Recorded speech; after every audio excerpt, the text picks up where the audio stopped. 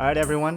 Welcome to the channel. And today we have Aaron Kolk, and he is here today because I wanted to get into a mind of a person that decided I want to go pro. I'm fragile. I feel pain. I hurt. I open my eyes. I crave victory. I do not give up. Okay, so I wanted to kind of pick his brain a little bit, and he's actually a really cool dude. I heard about him from a few people, and they were saying that he's one of the nicest guys I've ever met, and that he actually will just go above and beyond to help you out in whatever, whatever you need to do. All right, so Aaron, first, can you tell us a little bit about yourself? Like, how old are you and where are you from?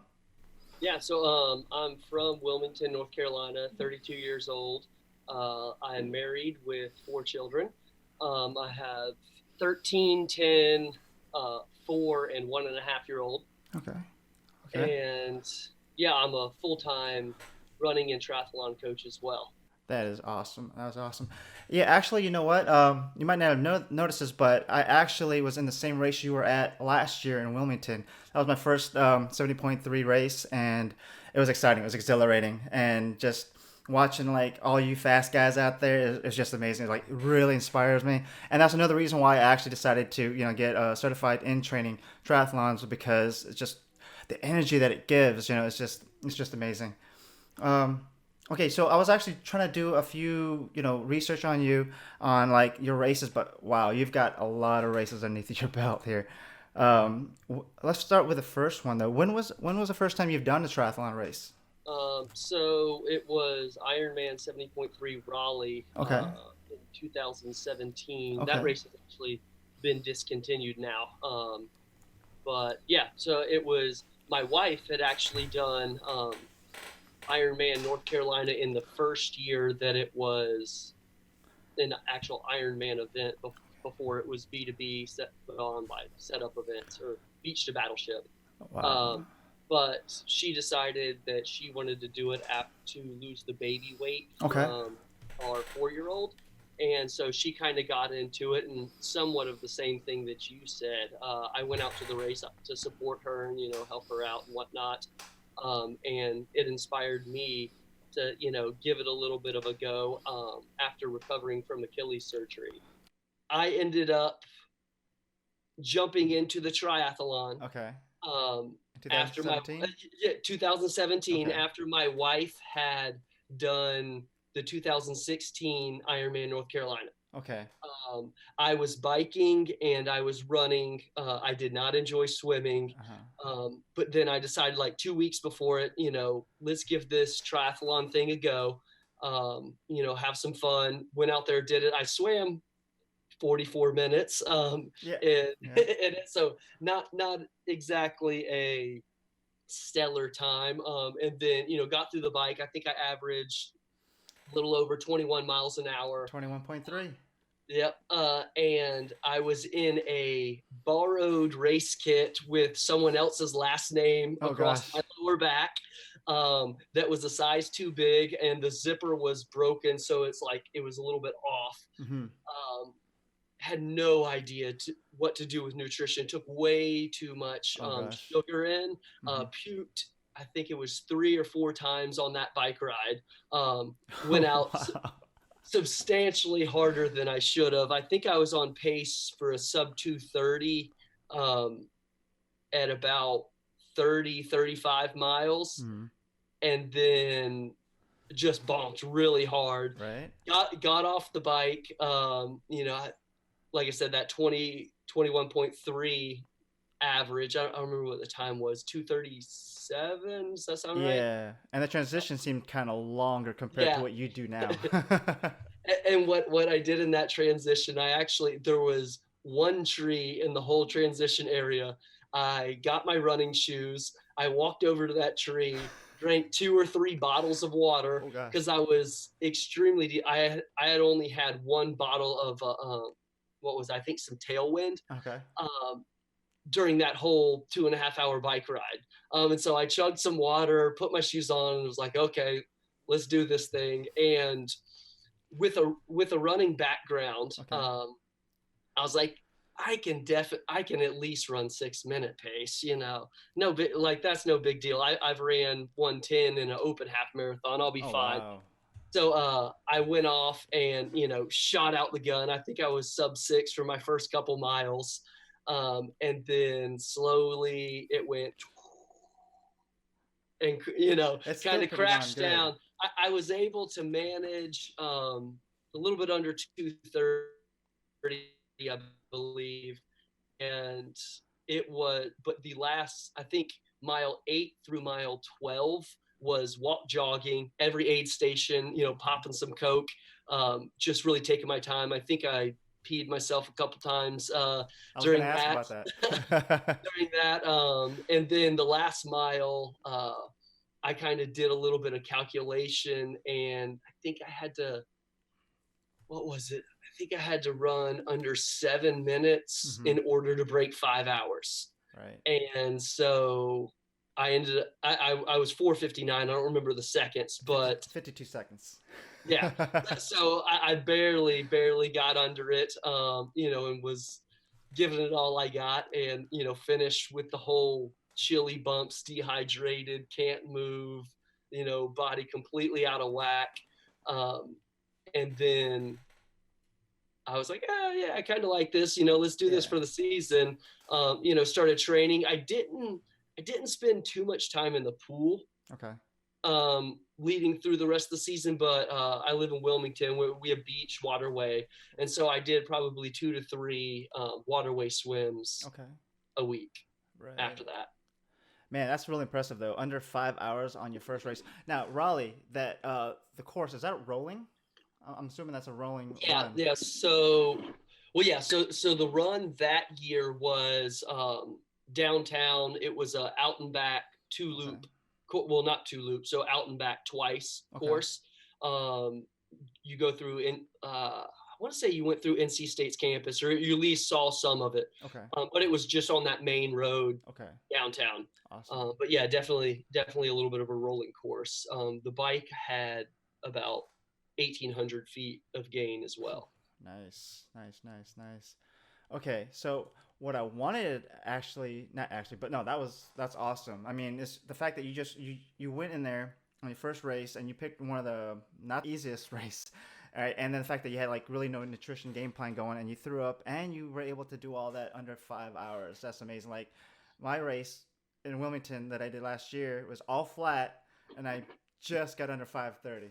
I mean, what you do is just amazing. And that run, Uh, well, the run of Wilmington's not all flat. You get a couple little rollers through there. that's You give true. yourself a little break. I did do a lot of stop and walk. I didn't pee on myself. I wanted to because I was like, no, I got to get under 5:30. That was my goal was to get under 6 hours. I'm like, I started doing the calculating like you did. I'm like, okay, if I do this, I maintain this, I might be able to do 5:30 or less. But I did do hop in the porta potty about 2 or 3 times. Um, Yep. okay, so let's see here. Oh yeah, I wanted to ask you though, your first age group win in Augusta, which is like a year after your first initial 70.3, correct? Yes. Yeah. Wow. Roughly around there. How did you manage to get that fast in that short period of time? Well, really, a lot of it was just the process.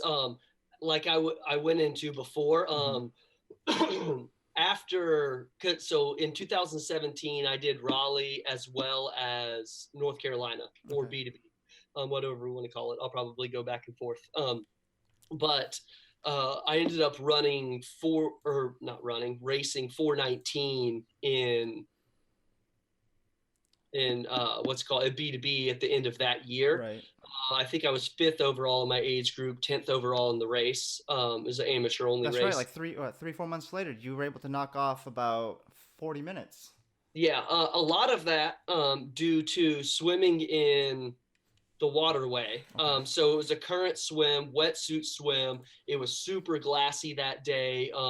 It's actually still to this day my fastest 70.3 swim in a A race. 123 Um, pace. Wow. yeah, well, yeah, meters. That's right. Yes, meters. Hmm. Yeah, sorry, I always go yards because that's what our pool is.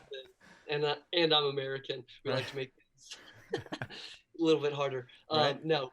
but yeah, so that's still my fastest one. But so just right there was 18 minutes. Mm-hmm. In that transition, I think was a little bit longer in T1, just because the B2B transition is a little bit longer. But Mm-hmm. bike was 225, so chopped off another 10, 15 minutes there. And then the run, I ran 120, so another 6 minutes there.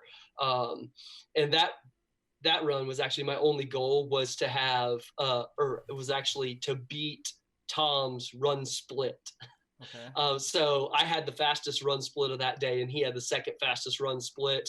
Tom who? But Tom Clifford, the founder of Without Limits. Okay. So in 2017, he won B2B. He went just under 403, Okay. and the bike course was actually 57 miles that day. So had he had the 56 mile, he would have been a sub 4 guy. Wow. But yeah, so, but I mean, he's been an awesome guy to look up to, and, really be able to emulate what he does and his consistency, early on in triathlon.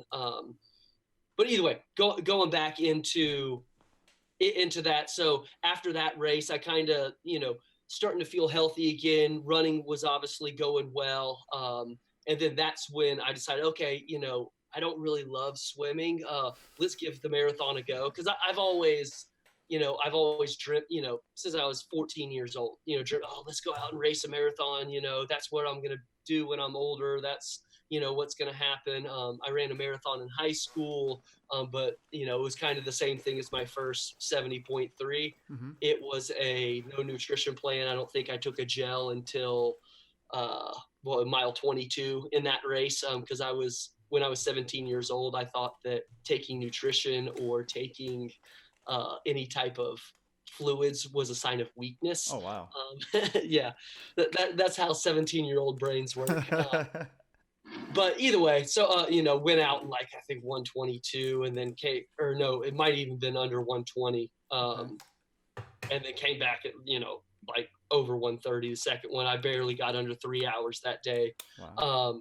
But either way, so that had kind of prompted, I really want to do a marathon. I had a couple marathon cycles before that, but unfortunately, I always ended up injured.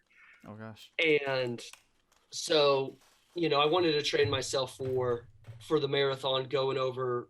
That would have been the winter of 2017, is that right? Yeah, 2017, 2018, got injured, and then that's when I called up Tom and said, hey, I'm going to give this triathlon thing an actual go. Mm-hmm.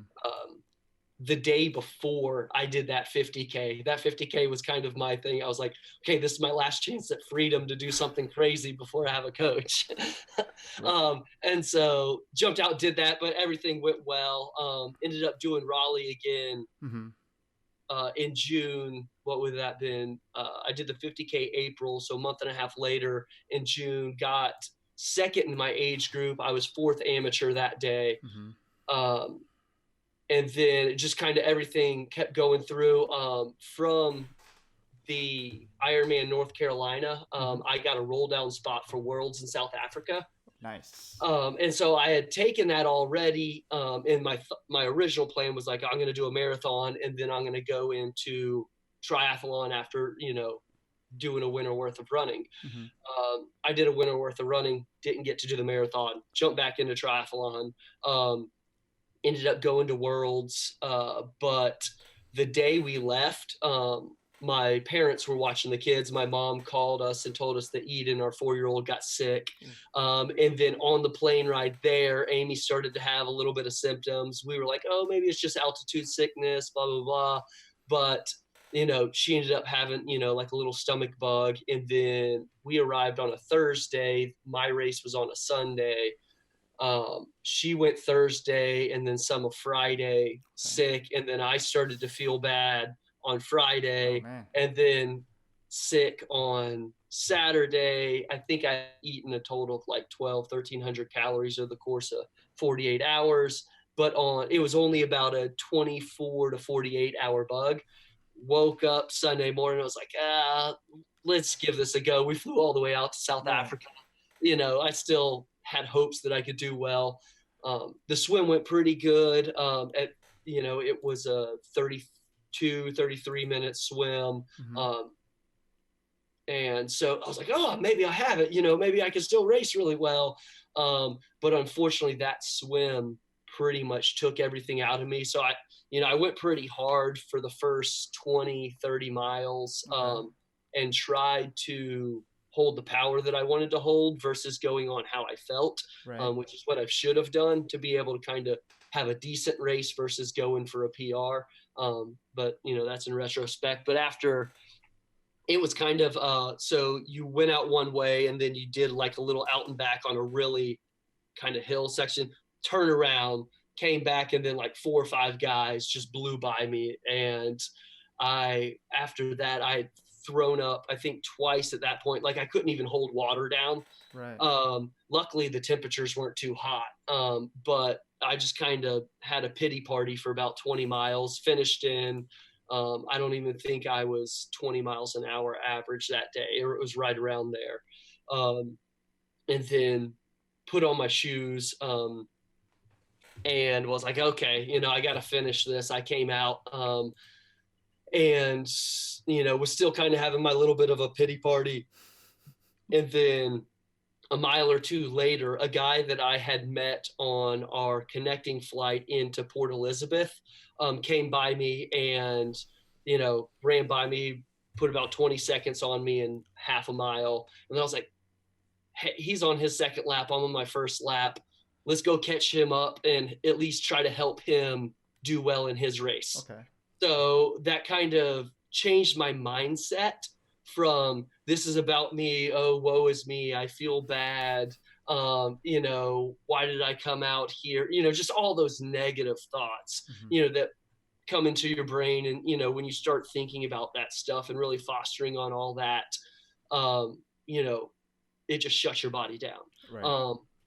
But I was able to switch my mindset and, let's go help this guy out for, half a lap. I could do that. And so I caught up to him and then ended up leading a pace train of about 4 or 5 guys, for 3 or 4 miles. And it kind of got me back into a rhythm. I was able to pick up stuff, still wasn't really able to get any nutrition in. I was carrying a gel flask, and every Okay. time I tried to take a little swig of it, and I'd end up throwing up.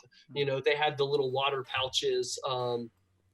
Every time I tried to drink one of those, I'd throw up. So I basically, after about 4 or 5 miles, gave up on any type of nutrition, with the exception of taking it and just like dousing my head with water, just, even though temperatures weren't too hot. Right. When you're running hard, you get hot. Right. But either way, so I started going through, and then slowly these guys started falling off the train that I was running, and I was clicking off, probably 6:10 to 6:20. I don't really remember. But I just remember thinking, okay, let's get this going.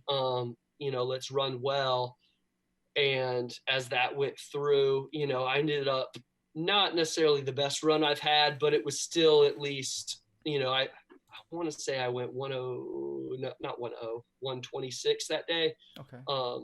for the run split. And so while no, not my best, it was still something that, I was able to at least salvage and not go over 5 hours. That was kind of the math I was doing from 8 miles on. I was like, I got to get under, 5 hours, got to get under 5 hours. And so I was able to sneak under again, by a little bit, by a minute or two there. All right, let's see here. Now I have quite a few questions, but let's make this like a power hour or power segment. I want to ask you a bunch of questions. You don't have to like go like way out of your way to answer them, but just basically what comes to your mind right away. Okay. All right. Let's see. The first one here. Let's see. How often do you train? I would say on average about 12 hours a week, 12 to 13 hours a week. Nice. And are you training today? Yes. And what does that consist of? Today will be, well, I was actually supposed to do a light ride this morning, with the group, but some of the technical stuff went a little funky and I didn't get a ton of sleep. So I ended up just coaching that class. But I'll get a swim and a light run, later this afternoon. And if the body's not too fatigued, I'll probably jump on the bike after the 1.5-year-old goes to bed. And now that you're a lot more knowledgeable in nutrition. What's your nutrition plan for today's workout? Well, anything under 90 minutes, I don't really do anything but water. Okay. I don't, as long as you are eating well throughout the day, Hmm. and you make sure to eat something 30 to 45 minutes after your workout and just make that a habit. You don't really need anything while you're training. Okay. All right. Next question. Why did you choose to go pro? One of the primary reasons is that like I want to see how much I can get out of my body, and putting myself in a race with higher competition will allow you to get a little bit more out of your body. A secondary reason, just financially, it's a lot easier. You pay a one-time fee at the beginning of the year, and then you can race as much as you want. Nice. Um, I actually have not moved up to the full distance Ironman yet because the race fees were just so high. So the goal was to jump up to St. George this year and do the full, but that's obviously been canceled at the moment. Right. Next question. What is your favorite out of the three disciplines? Probably with the running, I assume. Yeah, I would say originally it was running, but now I've just been cycling so much more, and it's a lot of fun to see improvement. And so one of the things that I have found is not it's I wouldn't say one of the sports is more fun or more enjoyable, but being able to see the improvement versus running, I'm already here, Hmm. and so is what I'm basically trying to do is manage the deceleration, Okay. because I'm not running those 80, 90, 100 plus miles a week Wow. anymore. Hmm. Um, so with that, I'm just not improving in my running as much, but I'm improving in triathlon running as my cycling gets better, because then the cycling doesn't take as much away. Hmm. So I've been really, really enjoying the cycling lately. And believe it or not, like I said about the improvement, I'm enjoying the improvement of swimming. Maybe not necessarily, going to the pool every day, or, if we could right now, but being able to do that. So I wouldn't say I enjoy a certain aspect more. I enjoy triathlon as a whole and being able to improve in something. Awesome. Awesome. Let's see here. And who is your inspiration in the sport and why? Oh, I mean, it's hard. I go back and forth a little bit with this. Obviously, all with a lot of the professional athletes, having YouTube channels. I watch those. I really try to consume as much knowledge as I can through that. But if I had to go back and really think about a certain person or groups of person that inspire me, I would say it is my clients that I have. And even more than just my clients, like more than the ones, that are maybe a little bit more elite level, like your sub 5 hour, sub 4.5 hour, 70.3 people. Hmm. But the people that have to overcome obstacles. So, some of your back of the pack people, but is what a lot of people don't get is they see a name and a finish result. Hmm. But is what they don't see is what that person had to accomplish to even get onto that finish result. I've had clients that, sickness, injuries, this is their first time in the sport. They've swam open water once in their life before their race. They've had family issues and like all that stuff. So those clients really inspire me when they overcome, all those obstacles that they've had. Um, and it's just, it's awesome to see. And it's one of the things that really gives me a ton of motivation.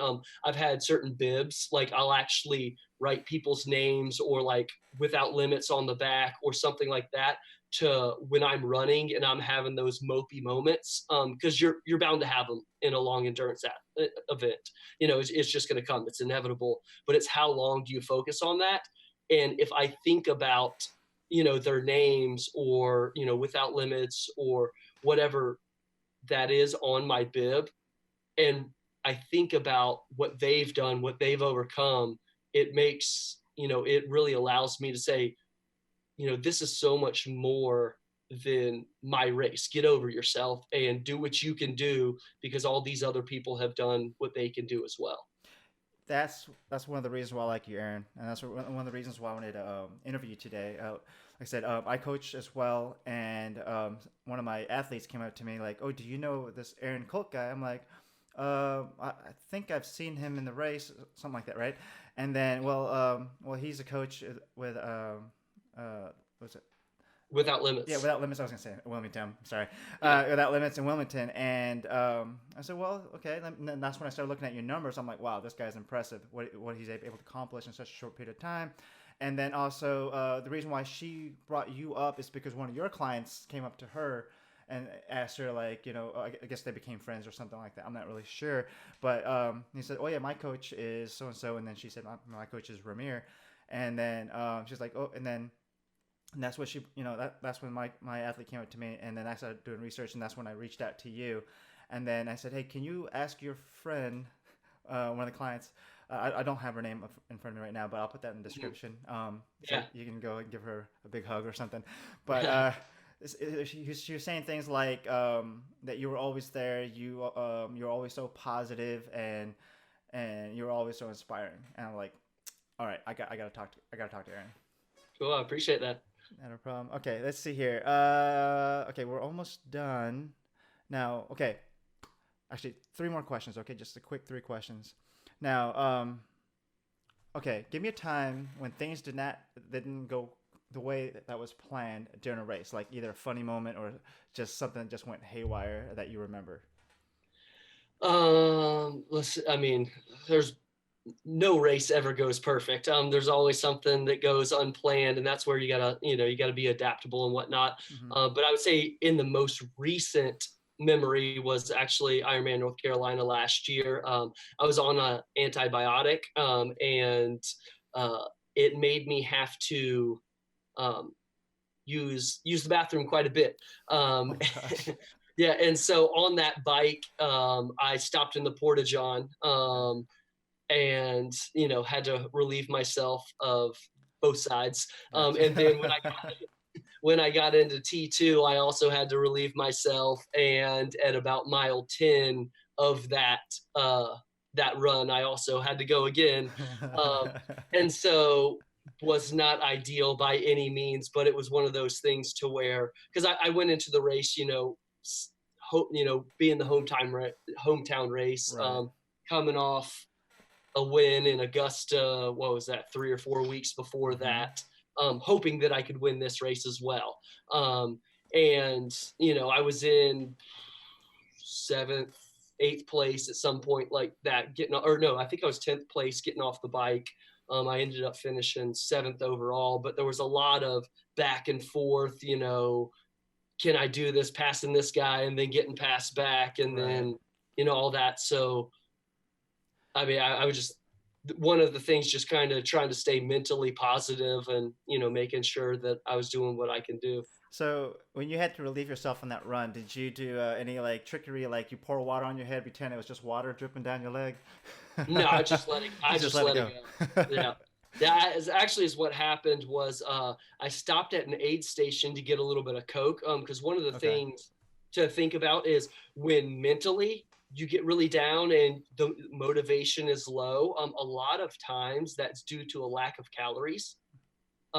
And so if you can get that initial sugar burst or caffeine, that gets your brain functioning back again. And so I stopped at the aid station to make sure I could drink the Coke, and then my stomach relaxed and it just kind of went through.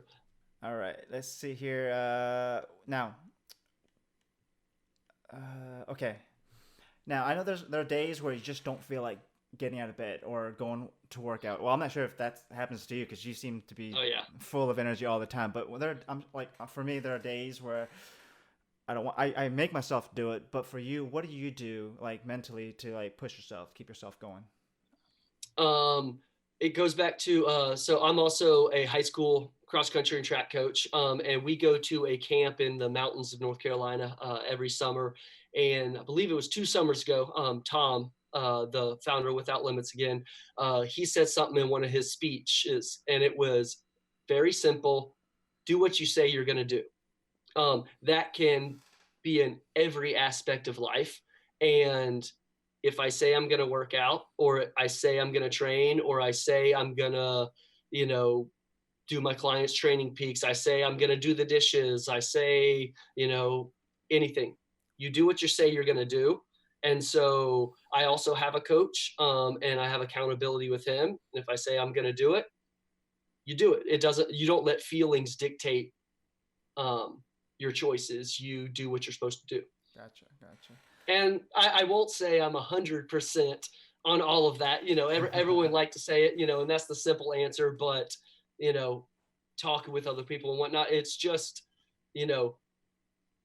if you keep that mindset, and as long as you do most of what you're supposed to most of the time, you're going to be okay. But if you keep that mindset, and when you don't feel like it, you do it, but you're okay. If don't get down on yourself, don't beat yourself up. You don't have to make up workouts if you miss one here or there. Life comes into play.